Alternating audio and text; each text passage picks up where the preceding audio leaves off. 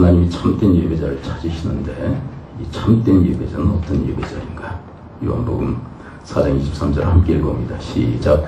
아버지께 참되게 예배하는 자들은 영과 진리로 예배할 때가 오나니 곧 이때라. 아버지께서는 자기를 이렇게 예배하는 자를 찾으시느니라.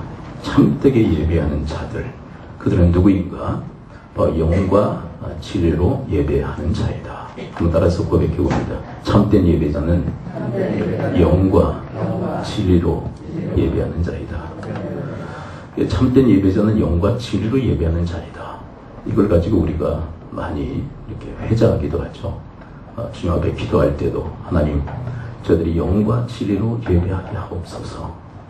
서로 이야기할 때도 영과 진리로 예배해야 돼. 근데 이 의미만큼 또 잘 모르는 말씀이 없어요. 영과 진리의 예배가 도대체 뭐냐 하면은, 글쎄 좋은 거긴 한데, 그리고 하나님 앞에 참된 예배이긴 한데 뭐가 뭔지 잘 모르겠어요. 영과 진리의 예배가 도대체 뭔가? 여러분, 영과 진리의 예배가 도대체 뭡니까? 오늘 말씀이 바로 그것을 우리에게 가르쳐주고 있는 거예요. 참된 예배는 영과 진리의 예배인데 이 영과 진리의 예배가 도대체 뭔가? 자, 먼저 이 두 가지를 좀 구분을 좀 하면, 먼저 영의 예배에 있다가 영적 예배가 있다라고 주님은 이야기를 하시는 거죠. 근데 이런 영적 예배를 우리가 이해하기 위해서는 하나님이 어떤 분이신지를 우리가 이해를 해야 돼요. 하나님이 어떤 분이시기에 우리에게 영적인 예배를 요구를 하실까?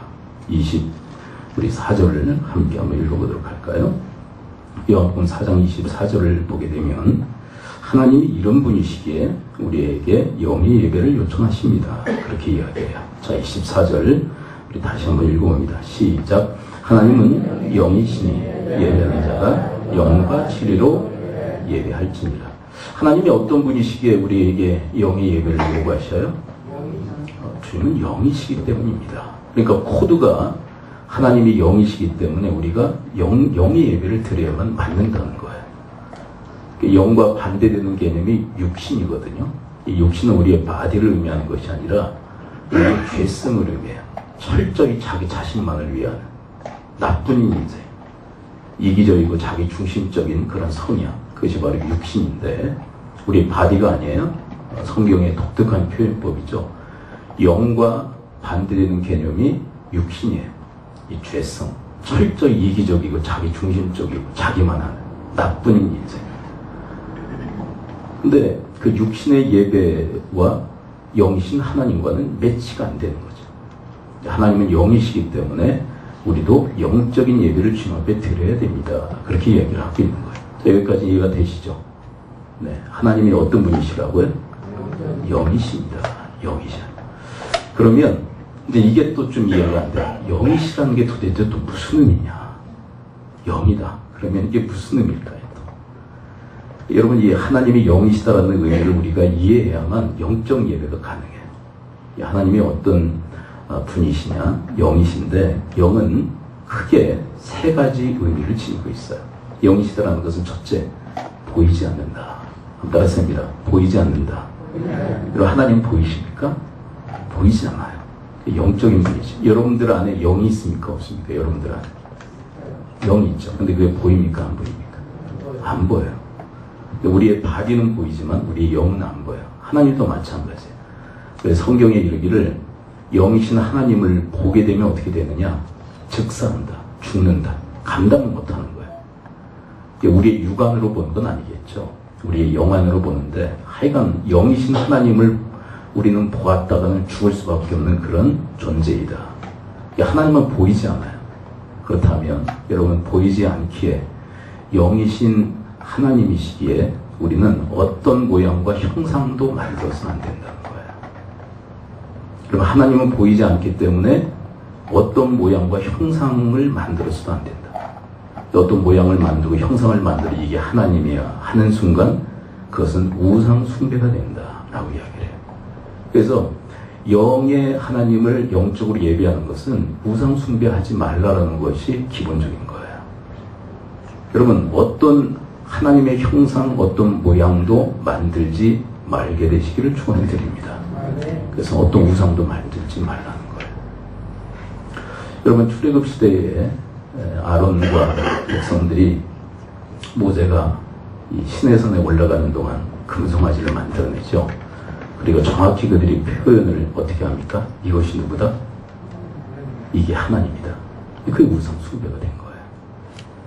그러니까 영적 예배는 뭐냐면 1차적으로 우상 숭배하지 말라라는 거예요. 우상 숭배하지 말라. 우상을 숭배하면 그건 영적 예배가 아니라는 거예요. 여러분, 어떤 모양과 어떤 형상도 어떤 우상도 숭배하지 마시기를 축원을 드립니다. 우리가 몇 주 전에도 말씀드렸었죠. 이 시대에 우상들이 너무 많아요. 하나님과 대치하는 우상들. 네. 물질이 우상인 사람도 있고요. 어떤 사람은 자식이 우상인 경우도 있고요. 어떤 사람은 자기의 명예, 어떤 권력, 하나님과 대치해 놓은 것. 그게 다 우상 숭배예요. 근데 이 우상 숭배자는 영적 예배자가 아니다라는 거예요. 영적 예배자가. 자, 두 번째, 그 다음에 이 영이시다라는 두 번째 의미는 뭐냐면 하나님은 초월적인 존재이다. 자, 한번 따라서입니다. 하나님은 초월적인 존재이시다. 네. 제가 지금 감기가 걸려가지고 확 잠겼어요. 이해하세요? 네. 왜 이렇게 메가리가 없냐 그러지 마시고. 네. 어떤 때는 소리를 높이면 왜 이렇게 핏대를 세우냐, 소리를 좀 조곤조곤하면 왜 이렇게 메가리가 없냐, 어떤 장르는 맞추될지 모르겠어요. 그래서 그냥 제 식으로 합니다. 여러분, 두 번째 영의 의미가 뭐라고 그랬어요? 초월적인 존재. 그러면 하나님은 시간과 공간을 초월해버리세요. 믿으십니까? 네. 그래서 제가 아버지 학교 강의를 가게 되면 어떤 분들이 상당히 하나님을 시간과 공간의 제약을 받는 분으로 생각하는 분들이 많아요. 그래서 축복 기도 해주십니까? 그러면 보통들 이런 반응들을 많이 보이세요. 애들이 우리 집에 없습니다. 출가했습니다. 아니면 기숙사 생활을 합니다. 그래서 제가 축복을 못 해주고 있습니다. 네, 여러분, 하나님을 사람처럼 이해하는 거예요. 하나님은 초월적 존재로 시간과 공간을 초월해서 존재하시고 역사하신 줄 믿습니다.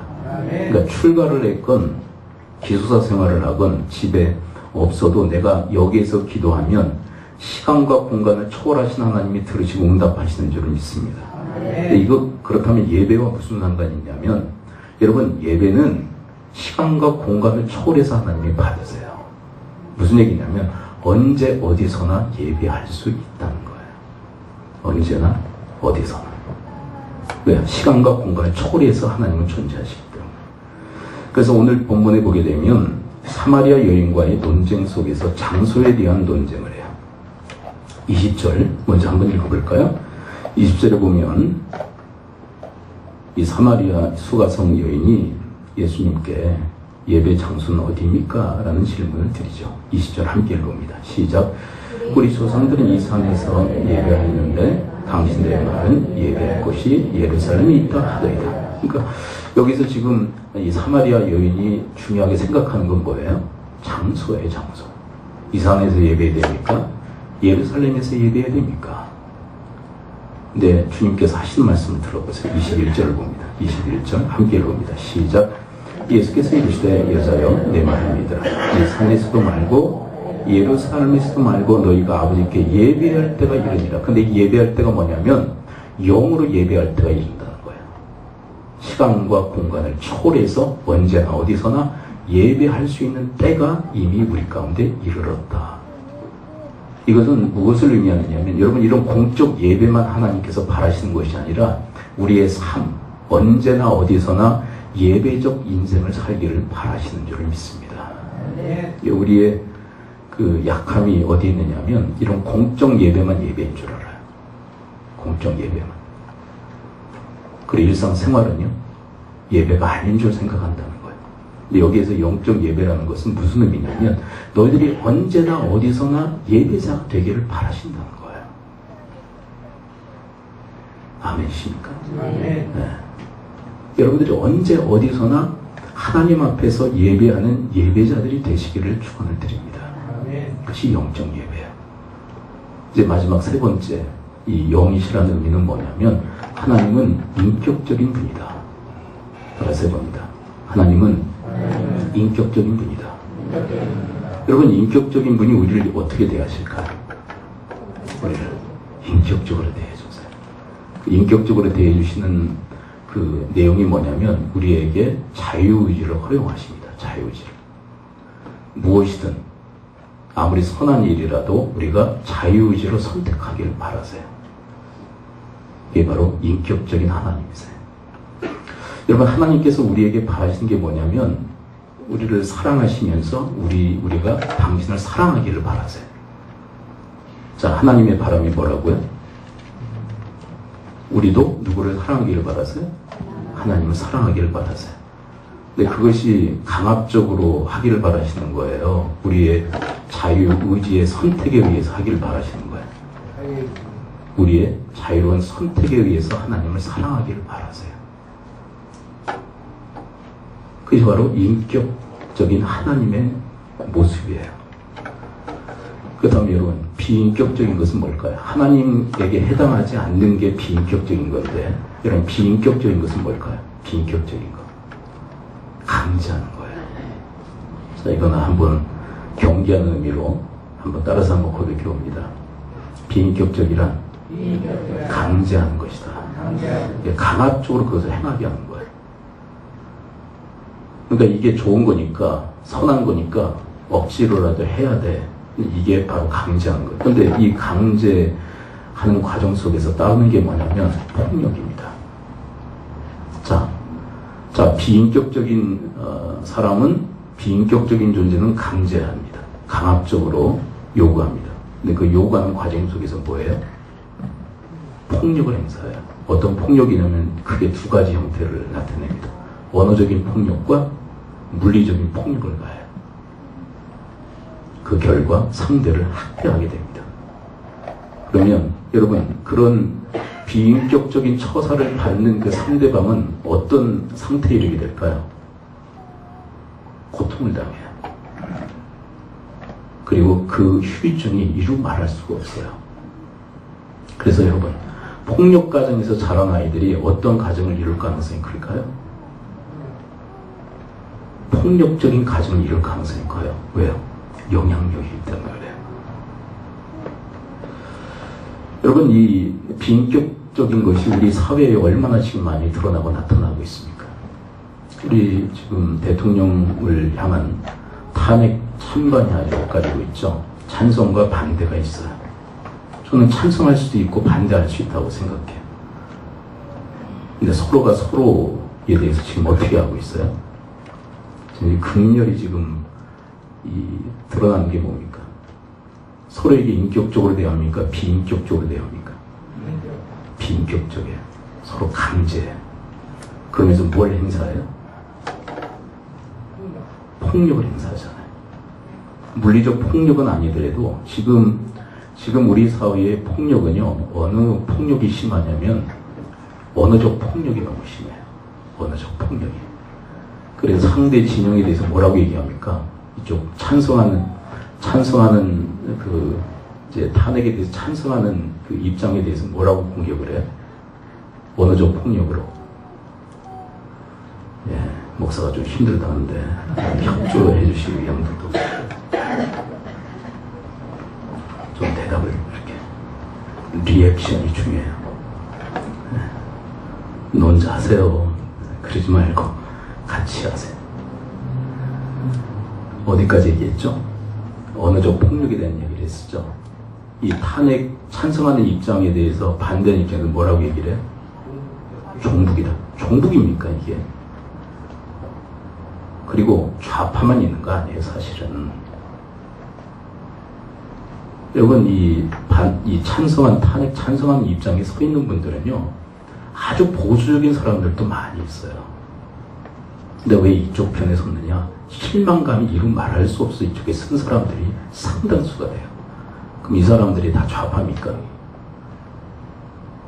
좌파예요? 좌파 아닌 사람들도 있어요. 실망해서 이쪽에 선 사람들도 많아요. 기대가 컸는데. 그럼 언어적 폭력이죠. 다 좌파다. 종북이다. 언어적 폭력이죠. 그러면 여러분 이 반대하는 입장만 어느 정도 폭력 쓰는 거야. 찬성하는 입장에서도 반대하는 입장을 향해서 폭력을 행사합니다. 어느 정도 폭력을 행사하죠. 뭐라고 얘기합니까? 반대하는 입장에 서 있는 사람들을 향해서 찬성하는 입장에서 뭐라고 어느 정도 폭력을 행사해요? 예, 꼴통들이다. 꼴통 보수.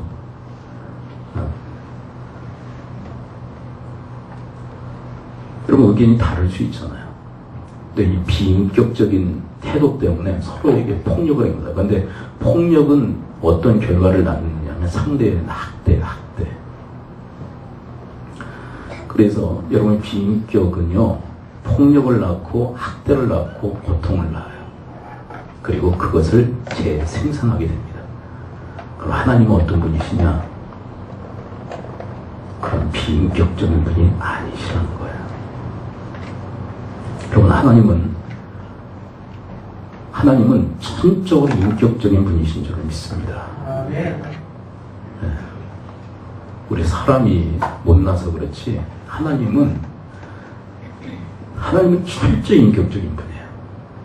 그래서 무엇을 선택하건 아무리 좋은 것이라 할지라도 우리의 자유의지를 선택하기를 바라시는 거예요. 그 첫 사건이 어디에서부터 시작합니까? 에덴 동산 선악과로부터.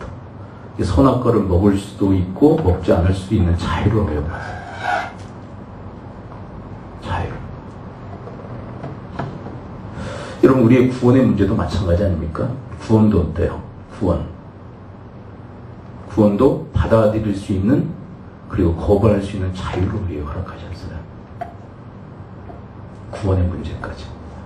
그리고 하나님을 사랑하는 문제도 우리 자유의지로 결정하기를 주님께서 보장하고 계세요. 근데 여러분 우리는 하나님하고 다르죠. 여러분들이 하나님이십니까? 사람입니까? 사람이죠. 그래서 우리는 늘 인격적입니까? 여러분들 인격적입니까? 자, 여쭙습니다. 여러분들이 인격적입니까? 비인격적입니까? 여러분들은?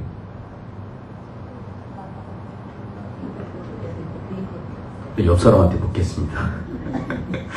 옆 사람한테 물어보세요. 당신은 물으라고 해도 안 묻고 물어보세요.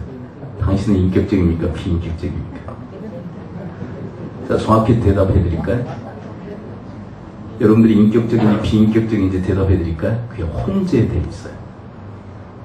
어떤 때는 인격적인데 어떤 때는 비인격적일 때가 많아요. 이게 무슨 얘기냐면 우리는 이 하나님의 하나님이 인격적이다라는 것은 하나님의 형상을 의미하거든요. 근데 그것을 그 원판우리에서 지음을 받았을 때 우리는요, 타락하기 전에 우리는 인격적이었어요. 타락 이후에 어떻게 된 거예요, 우리가? 비인격적이 된 거예요. 근데 그리스도 예수를 믿은 다음에는 그래도 하나님의 형상이 많이 회복이 됐어요. 그래서 인격적이에요. 그런데 무엇도 있어요, 우리 안에 또?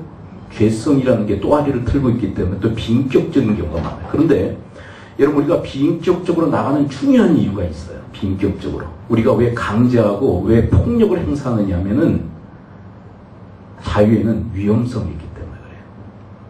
여러분 자유에는 어떤 위험성이 있을까요? 자유를 허용하면 반드시 좋은 쪽을 선택합니까? 나쁜 쪽도 선택할 가능성이 큽니까? 근데 여러분 사람에게 자유를 허락하면 어떤 경우가 많아요? 좋은 쪽입니까? 나쁜 쪽입니까? 선택하는 그 폭이. 내가 보기에. 나쁜 쪽을 선택하니까 상당히 많거든요.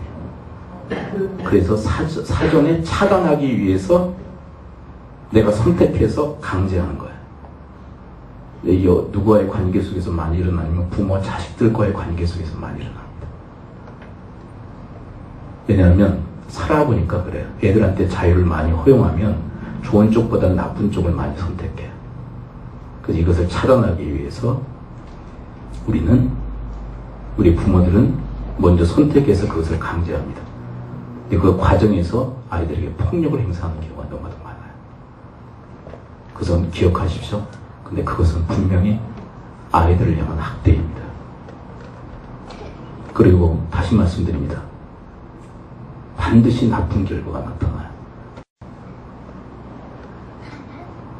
폭력을 통해서 좋은 결과는 절대 일어나지 않습니다. 따라서 한번 고백해봅니다. 폭력을 통해서는 절대로 좋은 결과가 없다. 여러분, 비인격적으로 강제하며 폭력을 행사하고 학대함으로 좋은 결과가 일어나잖아요. 저는 무엇과도 같다고 생각하면 성폭력과 같다고 생각해요. 여러분, 성폭력은 좋은 겁니까? 정말 극악무도한 것입니까? 극악무도한 거예요. 여러분, 비인격적으로 강제하고 폭력을 행사하며 상대를 학대하는 것은 성폭력과 한 가지예요. 그만큼 안 되는 거예요. 그럼에도 불구하고 우리는 왜 그것을 행사하느냐? 너무 불안한 거예요. 불안해. 자유를 선택했다, 자유를 허용했다간 그 자유로 방종할까봐 너무 노심초사하는 거예요. 여러분 기억하십시오. 하나님도 그 유용성이 있음에도 불구하고 우리에게 전적인 자유를 허용하십니다. 아멘이십니까? 왜요? 그분은 철저히 인격적인 분이기 때문에 잘못된 선택을 하게 될지도 아셔요. 여러분, 누가복음 15장에 보게 되면 돌탕으로 유명한 이야기가 등장하죠. 둘째가 유산을 미리 달려고 합니다. 줬다간 어떤 일이 일어날 거 아버지가 알았을까요? 몰랐을까요? 알아요. 그거 가지고 탕진할 것을 알았어요. 그럼에도 불구하고 자유를 허용합니다. 왜요? 그 아버지는 하나님의 형상을 드러내요. 인격적인 하나님을 드러내고 있는 거예요. 근데 중요한 것은 그 아들이 어떻게 합니까? 모든 것을 탕진한 다음에 누구에게로 돌아와요? 아버지께로 돌아와요.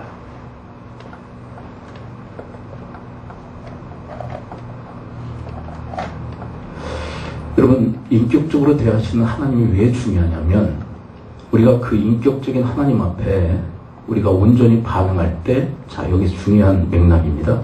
그 인격적인 하나님 앞에 우리가 온전히 반응할 때 그게 영적 예배가 됩니다. 여러분들 중에도 지금 강제 오신 분들 계셔요. 영적 예배를 도저히 못 드셔요. 여러분들 중에. 강제로 오셨다면.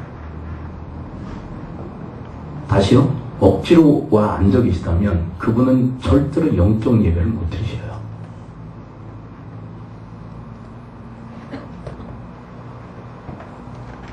그럼 어떻게 될 거냐? 여러분, 그 인격적 하나님 앞에 온전한 반응을 하실 수 있게 되길 바라요. 어떤 반응이냐면 제가 힌트가 되는 말씀 하나를 제가 읽어드립니다. 갈라디아서 5장 13절에서 하나님이 이렇게 얘기하십니다. 형제들아, 너희가 자유를 위하여 부르심을 입었으나, 자기 중요한 말씀이에요. 우리가 무엇을 위해서 부르심을 받았다고요? 자유를 위해서. 우리에게 자유를 허락하셨다는 거예요, 하나님이. 왜요? 그분은 어떤 분이시기에? 인격적인 분이기에. 그런데 우리에게는 어떤 위험성이 있냐면 이렇게 얘기하십니다. 그러나 그 자유로 육체의 기회로 삼지 말고. 이건 뭐냐면 그 자유로 방종하지 말고. 뭐라고 얘기하시냐면 오직 사랑으로 서로 종노릇하라. 그 자유의지로 종노릇하기를 선택하라 라고 얘기를 하세요. 여러분, 이것을 좀 확대해서 해석을 합니다. 하나님은 우리를 인격적으로 대하셔요. 인격적으로. 그러면서 우리에게 바라시는 게 뭐냐면 너희들이 내가 너희들을 사랑하는 것처럼 너희들도 나를 사랑하기를 바라세요. 아멘이십니까? 아멘. 여러분, 인격적으로 대하신다는 것은 무슨 얘기냐면 여러분, 인격적이라는 것은 사랑하신다는 거예요. 여러분, 우리를 인격적으로 왜 대하시느냐? 우리를 사랑하신다는 거예요. 그런 것처럼 너희들도 나를 사랑해 주기를 바라시는 거예요. 근데 그게 뭐냐면 우리의 자유로운 선택에 의해서 하나님을 사랑하기를 바라시는 거예요. 여러분, 이 상태가 바로 영적 예배인 줄을 믿습니다. 이 인격적인 하나님, 이 사랑의 하나님이 좋으신 하나님, 내가 예배하겠습니다. 나도 주님을 사랑하겠습니다. 이런 결단이 바로 영적 예배가 되는 거예요. 다시 영의 예배 한번 정리해봅니다. 하나님이 영이시라는 의미는 세 가지 의미가 있다. 많아요. 그러나 시간 관계상 그 핵심만 줄입니다. 첫째, 영이라는 의미는 뭐예요? 보이지 아니하신다. 그러므로 뭘 만들면 안 돼요? 우상을 만들면 안 돼요. 두 번째, 영이시라는 것은 무슨 의미예요? 초월축별돼요. 시간과 공간을 초월하세요. 이게 또 악용되면 큰일 납니다. 아, 그러면 예배당에 갈 필요 없네? 꼭 이게 이 머리가 왜 그쪽으로 돌아가는지 모르겠어. 예배당 갈 필요가 없네. 근데 그 사람 보게 되면 예배를 또 언제나 어디서나 예배 드릴 수 있으니까, 그러면 그 사람이 언제나 어디서나 아무 데서나 예배를 제대로 드리느냐? 그건 또 아니야. 악용하는 게 있어요. 그렇게 악용하지 말고. 여러분, 이단들은 말씀을 믿긴 믿어요. 자기식대로 믿어서 탈이지. 세 번째, 영이라는 의미는 무슨 의미예요? 인격적인 분이다. 인격적인 분이다.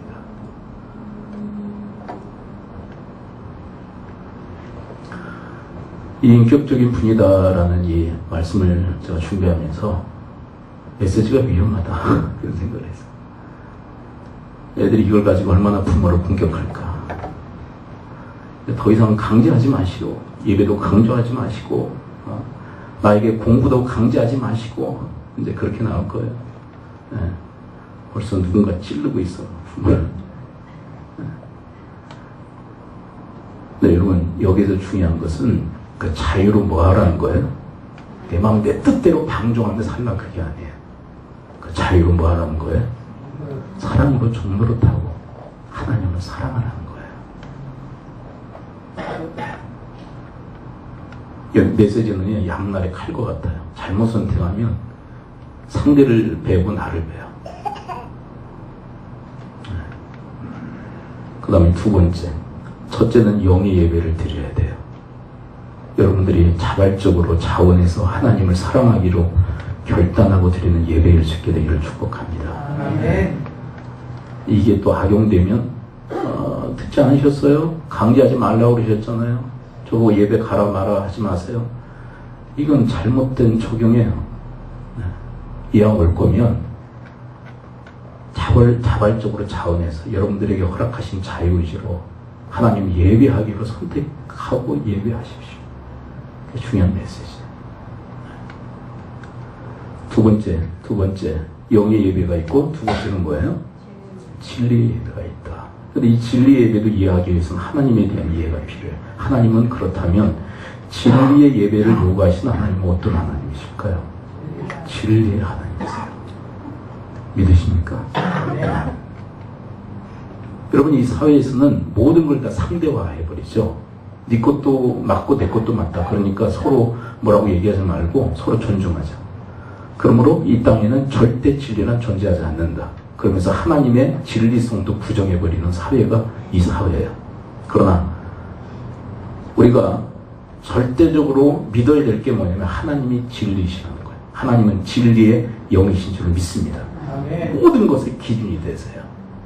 그렇다면 이 진리 되시는 이 하나님을 예배한다는 것, 진리로 예배한다는 것은 뭐냐면 첫째, 하나님이 진리이심을 믿는 것입니다. 자, 진리의 예배가 뭐예요? 첫 번째, 하나님이 진리이심을 믿는 거예요. 이 상대주의 사회 속에서 하나님이 오직 절대 진리이심을 믿는 것, 그것이 진리의 예배인 줄 믿습니다. 네. 하나님이 진리일 수도 있고 다른 종교에도 진리일 수도 있고 이런 식으로 가면 안 된다. 여러분, 수능 시험을 봤는데 큰 문제가 되는 게 뭐예요? 답은, 자, 수능 시험을 봤는데 답은 하나가 나와야 돼요? 두 개, 세 개가 나와도 괜찮아요. 하나가 나와야 돼요. 근데 두 개일 경우에 문제가 일어나잖아요. 그렇죠? 그런 경험들 안 해보셨습니까? 저번에도 답 두 개인 경우가 나왔어요. 근데 이게 당락을 결정하잖아요. 두 개이면 안 돼요. 하나여야 돼요. 그런 것처럼 여러분, 절대 진리는 오직 하나님 한 분밖에 계시지 않는 줄을 믿습니다. 아멘. 여러분, 수능 시험도 답이 두 개, 세 개가 나오면 큰 문제가 되는데, 여러분, 이 진리 문제에 있어서 진리가 하나님도 진리일 수 있고 다른 뭐 신앙의 교주들도 진리일 수 있고 해버리면 이거 큰 문제가 일어나는 거예요. 수능 시험과 비교할 수도 없는 거예요. 오직 하나님만이 절대 진리. 그리고 하나님을 예배한다는 것은 하나님을 믿어드리는 거예요. 하나님 믿어드리는 거예요. 제가 대학원 시절에 이제 주 야간이 있었어요. 근데 이제 무슨 제도가 있냐면 이제 주간생인데 야간에 이제 수업을 들을 수밖에 없는 사람들이 있잖아요. 근데 그걸 출석 체크를 다 해줘요. 제가 이제 야간생이었는데 주간에 시간이 돼서 주간에 이제 강의를 들었어요. 출석 체크를 이제 요청을 하죠. 저기 교수님, 제가 야간생인데 주간에 좀 체크를 해주십시오. 그리고 거의 전 빠진 일이 없어요. 근데 나중에 출석 체크를 한 걸 보니까 너무 많이 빠져 있는 거예요. 제가 교수님한테 얘기를 저기 목사님, 저는 모든 강의를 제가 다 들었습니다. 그랬더니 저를 믿지 않으시더라고요. 믿지 않더라고요. 그래서 실망감이 이루 말할 수 없었어요. 근데 그분은 이미 고인이 되셨는데 스승이 제자를 못 믿네. 그리고 더 이상 얘기하지 않았어요. 그러면 처분대로 그냥 하십시오. 믿지 못하시겠다면 어쩔 수 없죠. 너무나도 불쾌한 마음이 들었어요. 여러분, 하나님을 향해서도 마찬가지. 여러분, 하나님이 절대 진리이신데 그분을 절대 진리로 믿어드리지 않는 것은 하나님을 향한 무시이고 하나님을 향한 멸시라는 거예요. 난 당신은 믿을 수가 없어 라는 것은 하나님을 향한 무시요 멸시요 없인 여김이라는 것이에요. 그거는 예배가 될 수 없는 거예요. 여러분, 하나님을 향한 여러분 절대적인 그 믿음이 있을 수 있게 되기를 축원을 드립니다. 그 믿음이 하나님을 예배하는 거예요. 믿음이 하나님이 절대적 진리이십니다. 믿어드리는 거예요. 그럼 여러분들의 가정사회에 있어서도 가족들이 나를 안 믿어. 얼마나 마음이 힘들어요. 근데 어떤 경우에서는 나를 믿어줘. 얼마나 행복한 거예요. 여러분, 하나님도 마찬가지. 어떤 상황과 어떤 처지에 처한달지라도 하나님을 향한 신실한 믿음, 하나님이야말로 절대적 진리이심을 우리가 믿고 살아간다면 여러분, 그것이 하나님을 향한 진리의 예배가 되는 줄을 믿습니다. 이 상대주의 사회 속에서 두 번째는 진리 예배는 뭐냐면 하나님, 그 진리이신 하나님의 입에서 나오는 그 모든 말씀이 진리임을 믿는 거예요. 따라서 고백합니다. 하나님 말씀이 진리이다. 여러분, 오직 하나님 말씀만이 진리인 줄을 믿습니다. 진리이신 하나님이 내어놓으시는 그 말씀만이 진리이심을 믿는 거예요. 여러분, 민수기 13장 14장에 이스라엘 민족의 운명이 결정된 중요한 사건이 일어나죠. 근데 백성들은 다 10명의 정탐꾼의 이야기를 듣고 하나님 말씀을 불신해요. 하나님이 얼마나 불쾌하실까요? 그러나 여러분, 여호수아 갈렙은 하나님 말씀을 절대적으로 믿습니다. 그렇게 될 줄을 믿어요. 그를 향해서 하나님은 예배 받으신 줄을 믿습니다. 어떤 환경과 어떤 처지 속에서는 하나님 말씀을 믿는 거예요.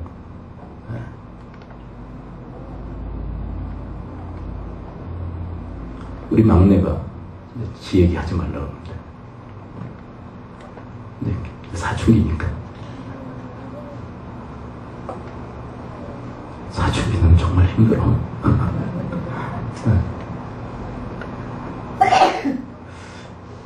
제가 저하고 계속 뭔가를 약속하자고 그래, 자꾸. 아빠, 또 뭐 좀 약속해. 그래. 무슨 얘기인지 제가 얘기를 해요. 알아요. 제가 무슨 약속을 하고 무슨 말을 하든 아빠가 지킨다는 걸 알아요. 제가. 여러분, 그러나 여러분, 하나님은 이런 인간 아버지와는 비교할 수도 없는 분이에요. 하나님은 말씀하신 거는 1.1획도 변개함이 없이 반드시 이루시고 지키시는 분이신 줄을 믿습니다.